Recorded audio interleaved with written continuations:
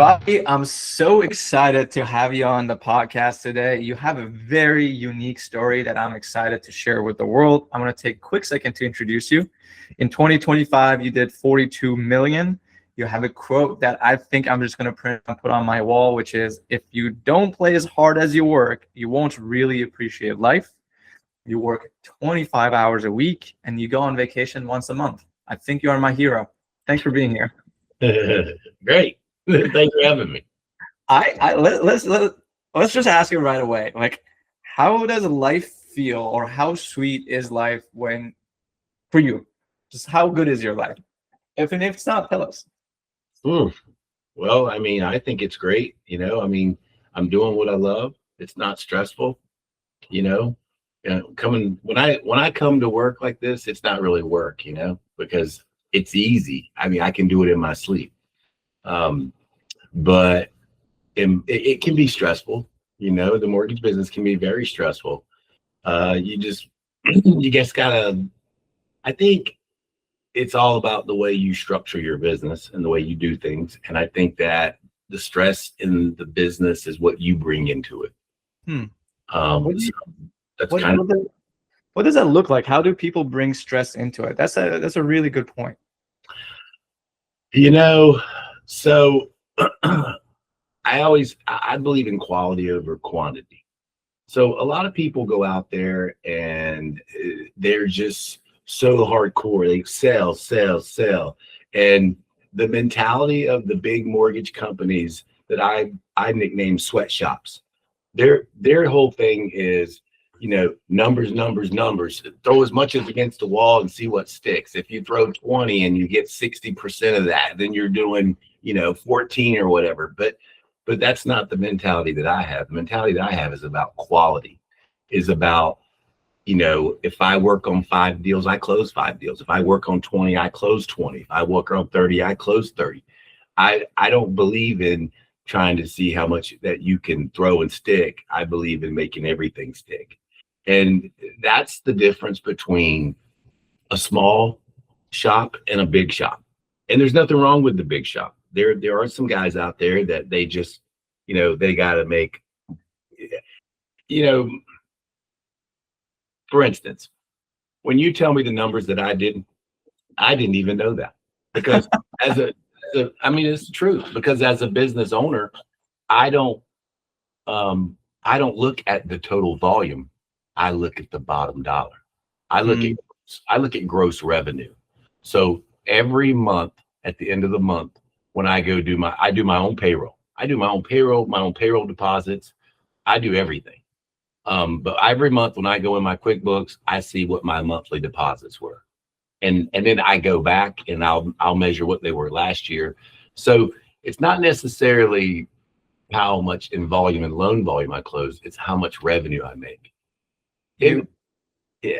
For you, because at the end of the day, you're not chasing plaques, you're chasing the paycheck, like the money that actually supports you and your family's life. Right. And with that being said, it all goes to the business model that you have. A lot of people, a lot of loan officers and a lot of companies, in my opinion, they miss the point. For instance, you get a lot of loan officers, they're so interested on how much am I going to make? If I come work for your company, what am I going to get? And everybody's so interested in the highest part of the cut. They want, 150 basis points of whatever the loan amount is, which is that's a very high number.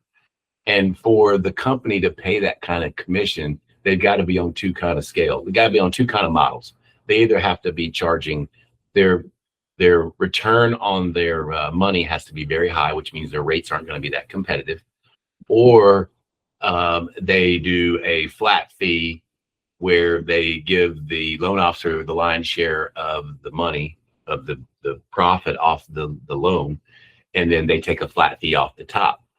The problem with that mentality, well, first of all, the first mentality where they pay the high basis points and they get a lot of commission off the loan, that's good in an environment where somebody doesn't have a lot of experience, because it's a big company and they got a lot of support. I always tell people, especially loan officers that call me or ask me about coming to work here, and they say, well, so-and-so pays this. I said, well, that's great. And I said, I'm sure they've got a big, beautiful office. They've got training. They've got meetings. And these are things that you need because you're a beginner, and these are training methods that you need to learn. Mm-hmm. Then the guy that has the flat fee, where let's say the companies say, hey, you know what? We're going to give you the lion's share of the money, and we're going to charge a flat fee of $800, $795 on every deal. We get $795 right off the top.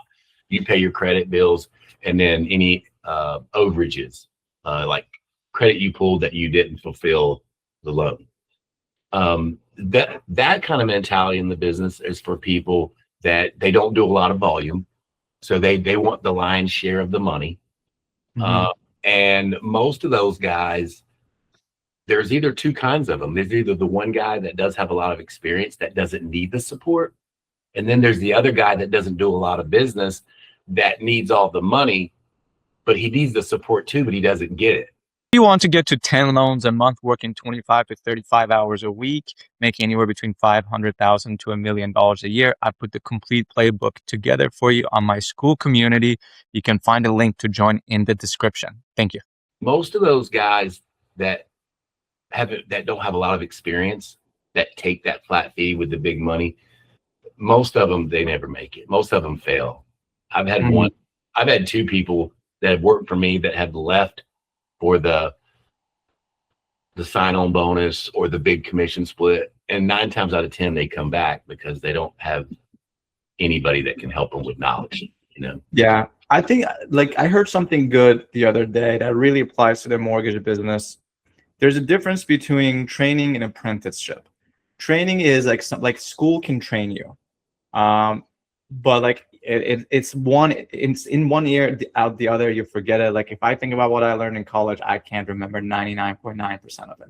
Apprenticeship is a process. It takes a couple of years at least, when you learn on the job, because there's so many little things that you have to learn. Mortgages is an apprenticeship. To be really successful, and I have every really successful loan officer that I know kind of learned it from someone else. Like even I literally sat in my old manager's office. Like he would tell me, like, Sam, you come here at 8 a.m., you sit here and you listen to me talk, and I will think out loud when I'm doing something, and this is how you're going to learn. And you know what? After 3 months, I knew how to do loans. I knew how to talk to a client, and it worked. And then I took over. That is apprenticeship. And that's how a lot of loan officers can grow. And without it, it's actually exceptionally difficult, I think, to grow as a new LO.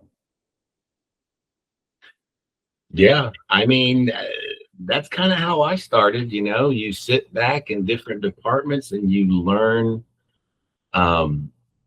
every different prospect of mortgage origination, from the beginning to the middle to the end. And I think the biggest advantage that we have in our office, because we're a small office, I tell people, I compare my company, I said, we're more of a mortgage boutique. When you come into our office, you're not a number, you're a name. Everybody knows you because the office is small. We hear it, And for people listening, Bobby, you're a broker owner, so you own your own broker shop. Mm-hmm. Yep. I incorporated in 2005. Wow. 21 years in business. Right before the mortgage crisis hit, and brokers were a dime a dozen. So I live in a little county in South Carolina called York County. When I started my company, there were probably, in the yellow pages, 50 brokers. 50 brokers. When the mortgage meltdown hit, at about 2008, I made it through 2008. It went from 50 brokers to 2. And I was the only broker that actually had his own name. The other ones were like a branch. I own my brand, my name. So it was tough. I'm not gonna lie, I was scared. But at the end of the day, I did persevere, and I just had a few techniques that I did when I worked as a wholesale AE that I would do when I would certain marketing things, because when you're a small company, you don't have that big checkbook. So yeah. You got to figure out ways to. So that's without telling people what my business model is, but my business model is lowest rates and lowest fees. Okay. That was or is still? It still is. Still is. I tell every customer I speak to, if anybody gives you a better deal on paper than me, you better take it, because I give them the best deal up front. I don't play the, hey, Sam, if somebody gives you a better deal, call me, I'll match it. I don't play those games. I don't sell people. I educate people, and I let them make their own decisions. Yeah, I actually love it. The reason I love that is because, and there's two schools of thoughts, and I do go back and forth. It is mentally draining to deal with shoppers. So if you just offer a really good deal up front, then you don't have to go through the mental drain. Like, hey, if someone literally is beating me, it's unlikely. Take it. It's fine. Like I endorse it. But like then you go like 30 to 50% of your headaches is like just removed by doing that, and you still make great money. Like actually, I want to ask you personally. Like you've been a broker owner for 20 years. You put up big numbers. Like, are you stressed out about money anymore? I mean, I'm a money manager. I don't, not really. This isn't my only source of income. So I flip property. I own rental property. My wife's very successful, so that helps as well. But no, I mean, it's that old, it's called mailbox money, where every month at the beginning of the month, you get money in the mailbox, so to speak. You know what I mean? So that takes a lot of stress off of things. But no, I mean, sometimes I wake up at night, I crunch numbers every day. I don't care where I'm at. I crunch numbers every day. I can be sitting in my house watching TV at night, having a glass of wine or something, and I'll pull out my calculator and I'll start adding up numbers. Okay, like how many? This is what I'm closing this month. This is what I'm making. This is my overhead. This is what I'm going to take. I do that a lot. You enjoy that. You're not doing it out of necessity. Like, how am I going to pay the bills? You're just like playing scenarios, and it's getting you excited. Am I right? Because I do the same thing. Yeah, I mean, I sit back and think, okay, if I make this, I can put this away, and then in 10 months, I'm gonna buy another house. You know what I mean? That's how I, I guess. I mean, that's what I do. I mean, but my family, my family's been in the real estate business all my life. This is what we do, Yeah. So the mortgage industry was, the way I got in the mortgage business was that my mother was a realtor all my life and my father was a builder. And I know I didn't want to do either one of those. So I got in the mortgage business. Yeah. Oh, wow. You make so much more sense as a person now. Yeah. I mean, if you want to get to 10 loans a month, working 25 to 35 hours a week, making anywhere between $500,000 to $1 million a year, I put the complete playbook together for you on my school community. You can find a link to join in the description. Thank you. I want to talk about how you manage to work 25 hours a week and go on vacation or go somewhere once a month. Like, how did this even start? Was it accidental? Was it intentional? Like, how do you do it? Yeah. So first of all, I'm 56. I didn't get married until I was 46. So I was single all my life till I was 46. So my wife, basically grew up with nothing. And when she got to the point in her life where she wanted to, she grew up in a very small rural place and she never got out. So she always wanted to go somewhere. It drove me crazy. And then eventually I started doing it. We would go here and there. And then that's kind of how it built up. And then the way that we do it is we always plan ahead. So like every month, we've already planned where we're going to be in 3 months from now. We usually do it 3 months ahead. So yeah. I already know where I'm going to be this weekend. I know where I'm going to be next month. May is my birthday. June, July, 4th of July, September. I mean, we plan it out. But as far as the work mentality, I work. So I put in my hours every day, Monday through Friday. I put in them every day. I don't care where I'm at. If I'm in Italy, I've got my computer with me. I log in. I got my phone. I answer my calls. I answer my emails. Communication is 100% of this business. Without communication, you lose everything. You lose your lead source. You lose your realtors. You lose respect. So when I'm on vacation, I don't care where it is. And my wife is the same way. Like we go to Europe a lot. So when we're in Europe and we're 6 hours ahead, so our mentality is what we do is we get up in the morning, we go eat breakfast, we come back to the room. She has her laptop, I have mine, and we sit down and we work for about 2 hours. We do all our emails and we work because we know we're 6 hours ahead of everybody. So if it's 9 in the morning there, it's 3 a.m. here. We get all our stuff done. We go enjoy the day. When we come back at night, when it's about 7 o'clock and we're going to go eat dinner, we go back on our computers, we answer our stuff. So if it's a Monday through Friday, no matter where I'm at, I always work. And I used to work a whole lot. I used to try to be at work every morning. Well, for a lot of people, they don't consider this early, but for me, 9 o'clock, if I'm at work at 9 a.m., that's early for me. But I do work every day at 5 o'clock. And I play a lot of golf, but I'm not the guy that leaves work at 3 o'clock to go play golf. I will play during the week, but I don't. I'm going to work till 5 o'clock, Monday through Friday. Now, what time I get in the mornings? But when I'm up in the morning, like when I'm up in the morning watching the news at 8 o'clock, I'm on my phone checking emails. If I see something that's very urgent, I'm on it. Yeah. But yeah, I mean, when you've been doing it in the business forever, I don't advertise. I don't pay for advertising. When people call me and they say, hey, you want to buy leads? I'm like, man, leads are for people. Leads are for two people.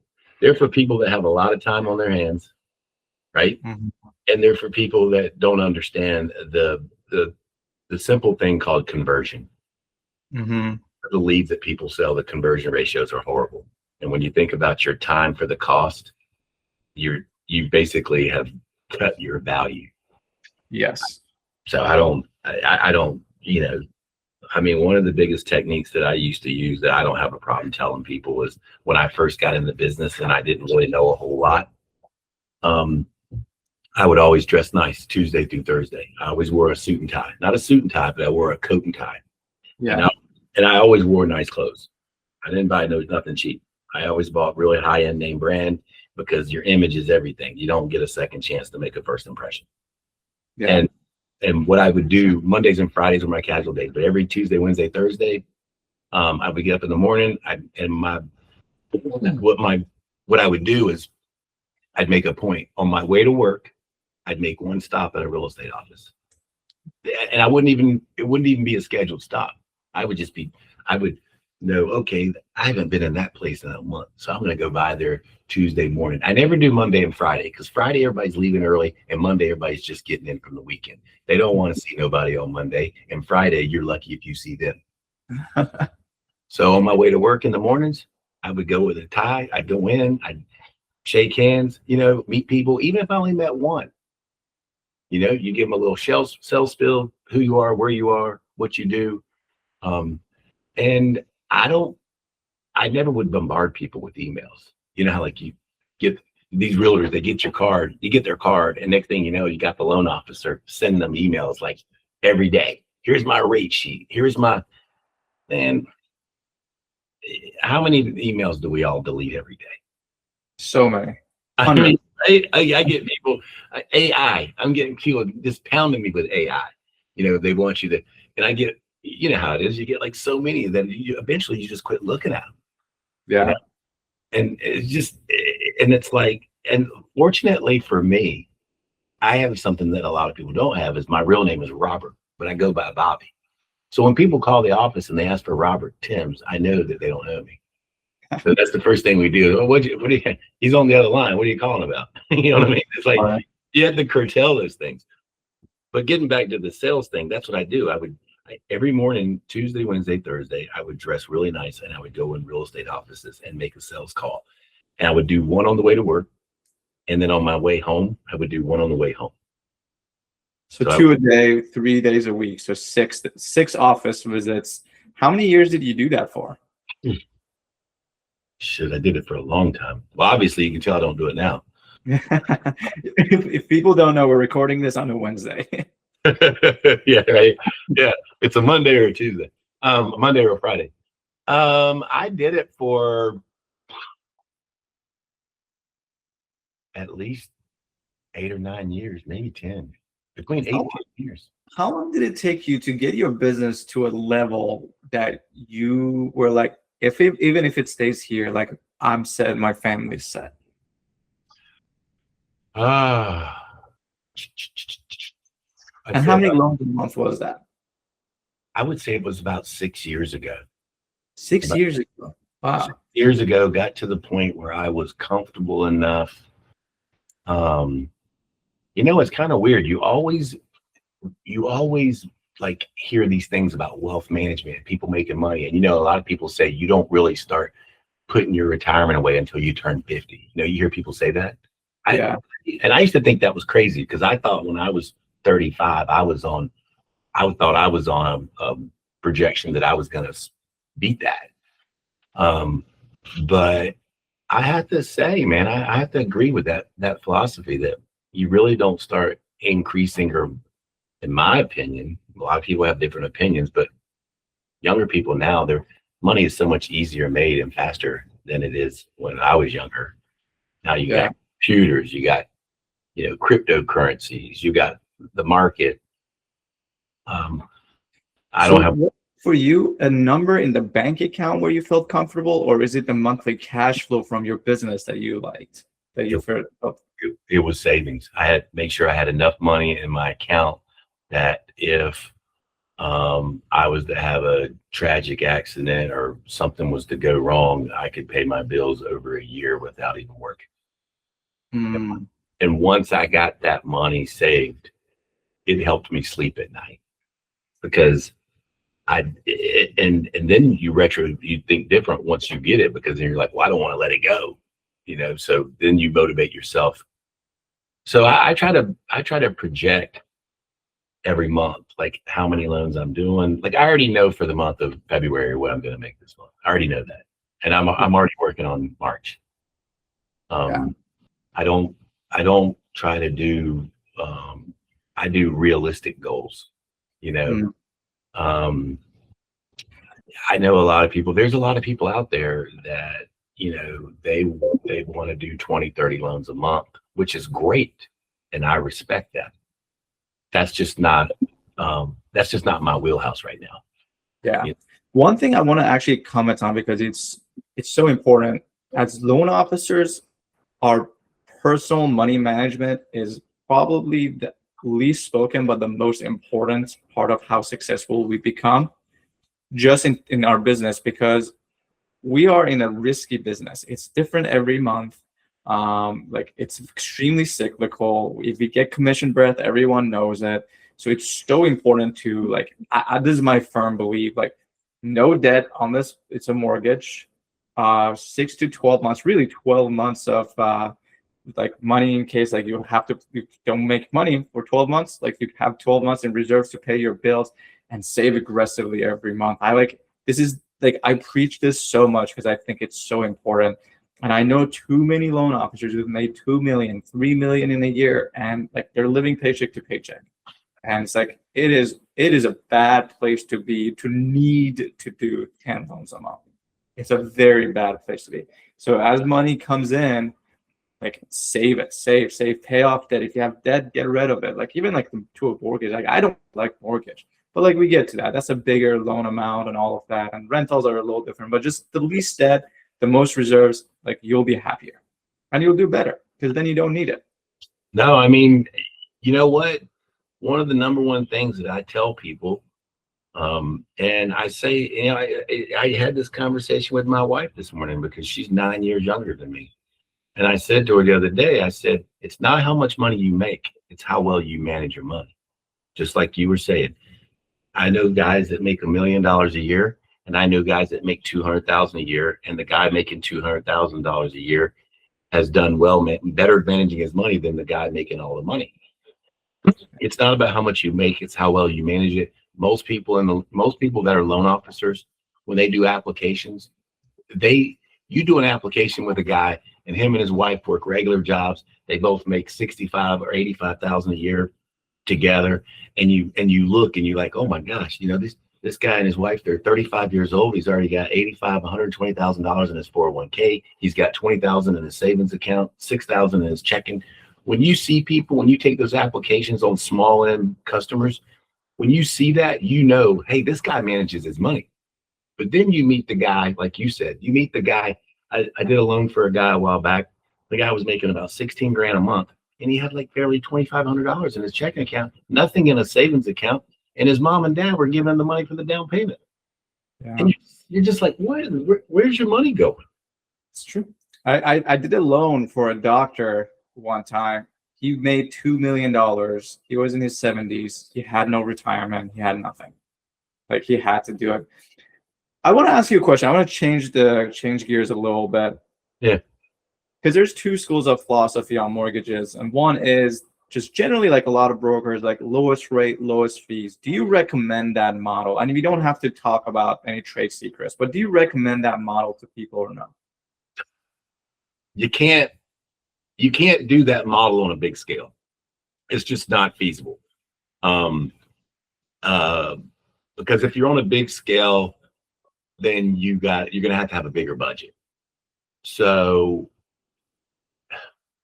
no, that model works for me very well, because I've already scaled up once in my career having this company, and then I've scaled back.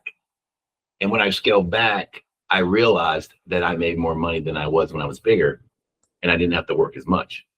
There are some companies that get up there, but everybody has their own philosophy. Hey, the bigger you are, the harder you can fall, so to speak.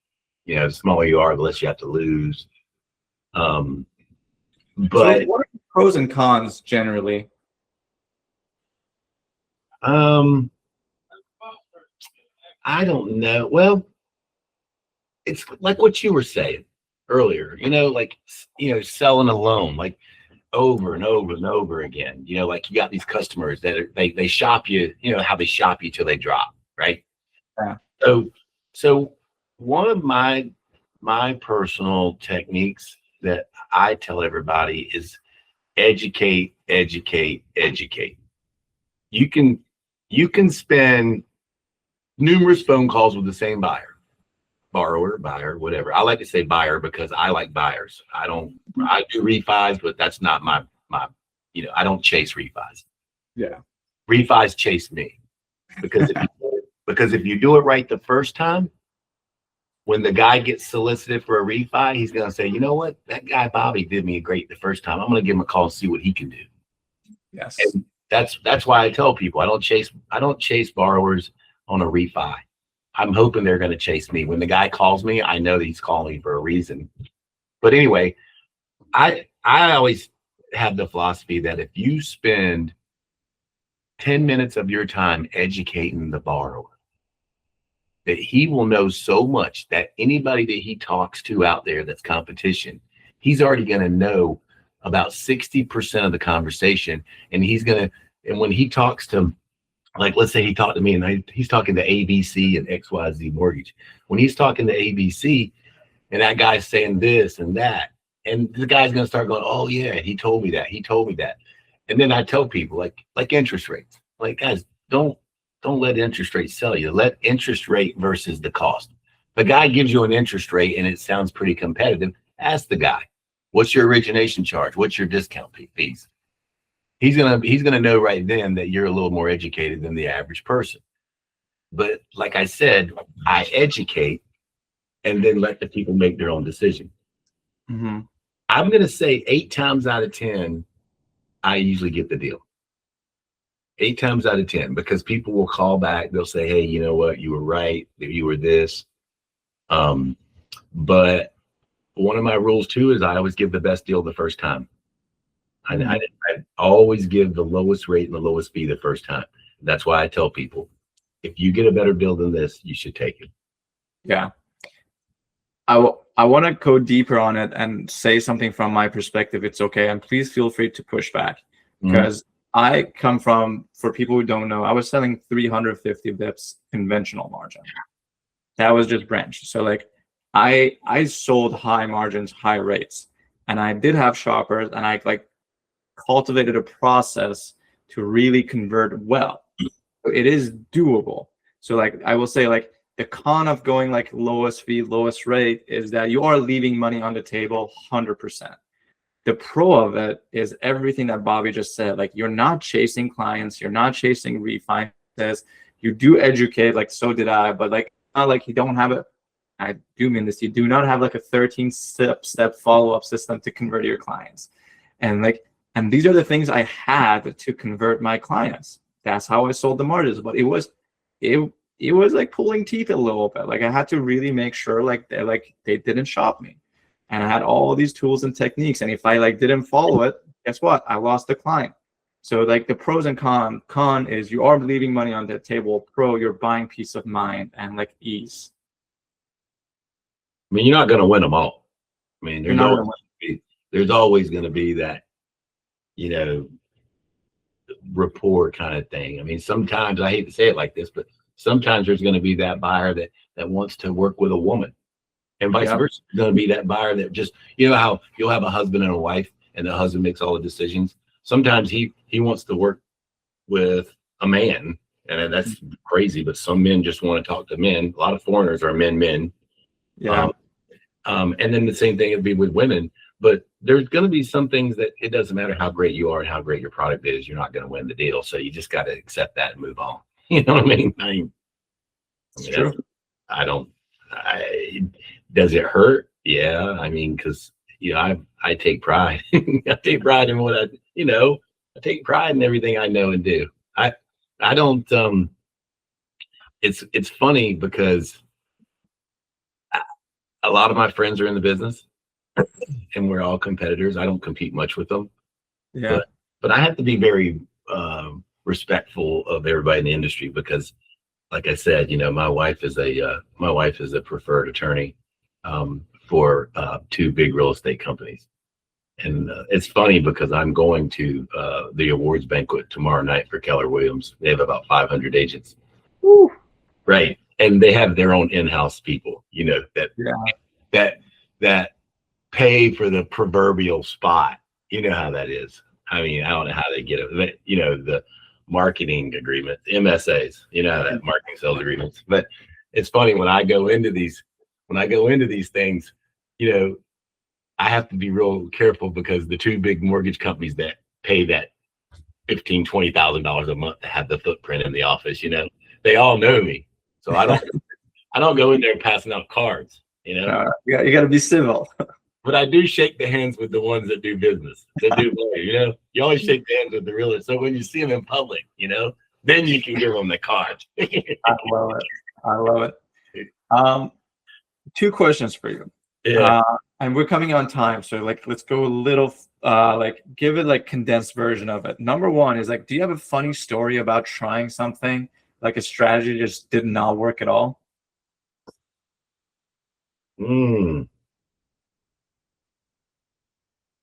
Yeah, I mean, I probably would never mention this, but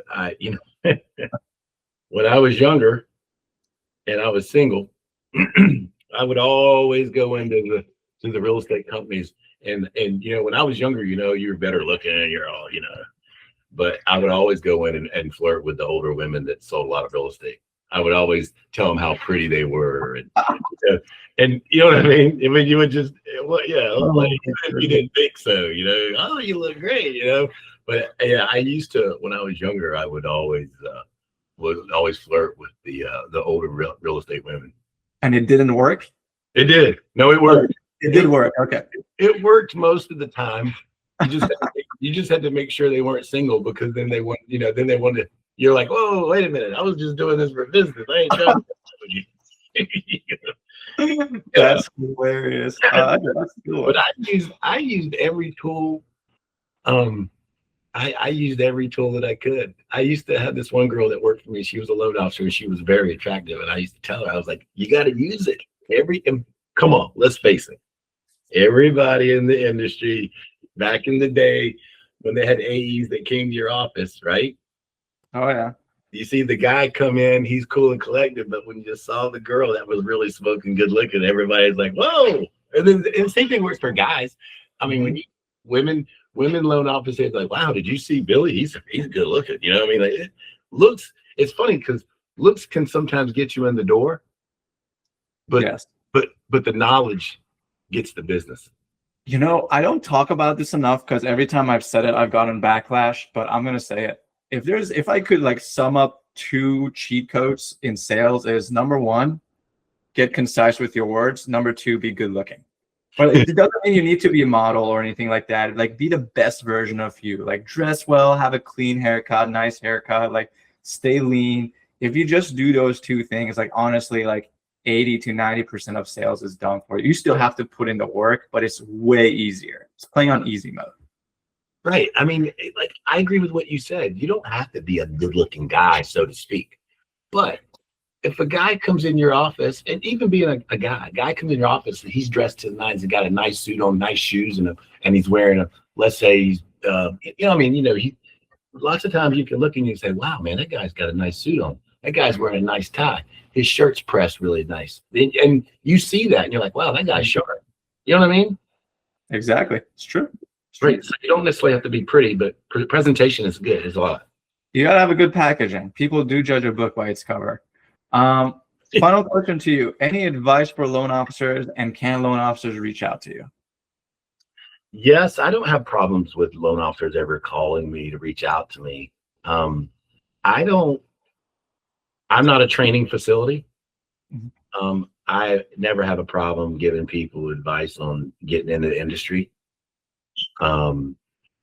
I think that you got to get into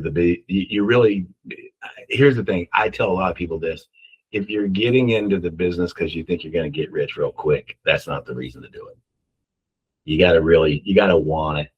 You got to like it. If you don't like what you're doing, then don't do it for the money, because that's just, I like what I do. The fact that I just make money is icing on the cake. That's perfect. But if anybody ever wants to call or reach out to me, I have no problem with talking to people. Perfect. Do you prefer your contact information in the show notes, or do you want to share it now? Say that again. Do you want your contact info in the show notes, or do you want to share it right now? I mean, you can just put it in the show notes. I'll put it in the show notes. Perfect. Yeah. All right, Bobby, thank you so much. All right, man.